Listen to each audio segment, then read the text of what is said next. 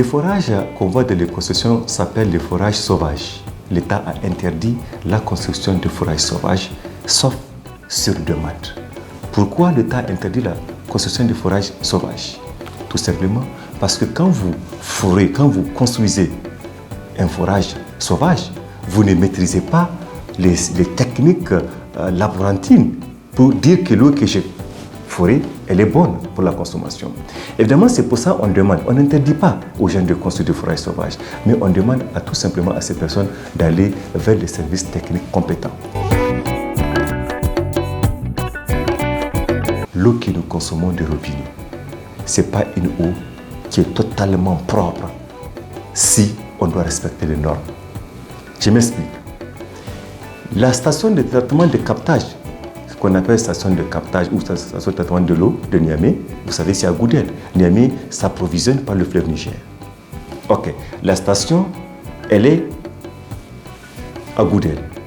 Mais beaucoup d'activités polluantes sont exercées en amont de la station de traitement de l'eau de Goudel. Quand je prends le cas du 3e pont qui est placé en amont de la station, ce qui veut dire que des camions transportant des produits dangereux peuvent tomber dans le fleuve et ça va alimenter la station. Sans traitement, nous allons boire l'eau. Deuxième élément, la ville, l'urbanisation de la ville. Ils ont permis à des gens qui sont aisément riches ou des hôtels de construire au bord du fleuve en amont de la station de traitement des eaux. Tous les déchets de fosses septiques et autres ruissellent vers le fleuve et c'est en amont de la station de traitement des eaux. Et actuellement, la station de traitement ne dispose pas d'un outil performant qui lui permette de contrôler ou de détruire les éléments étrangers qui parviennent d'ailleurs dans le fleuve Niger. Le système actuel de traitement de la potabilité de l'eau de Niamey se résume aux éléments essentiels composant l'eau du fleuve.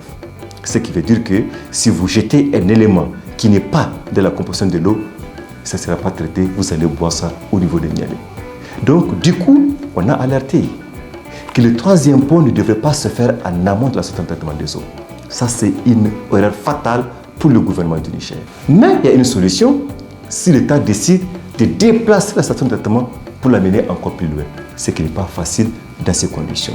Donc, c'est pour vous dire que ce soit les forages sauvages, que ce soit au niveau de la Seine, nous ne sommes pas rassurés quant à la qualité, la potabilité de l'eau que nous consommons actuellement. C'est dans ce sens, la semaine dernière, nous avons écrit à la Société de patrimoine des eaux du Niger pour demander des informations rassurantes qui nous permettent de sensibiliser le comité pour les rassurer de la qualité de l'eau que les Niamiens consomment.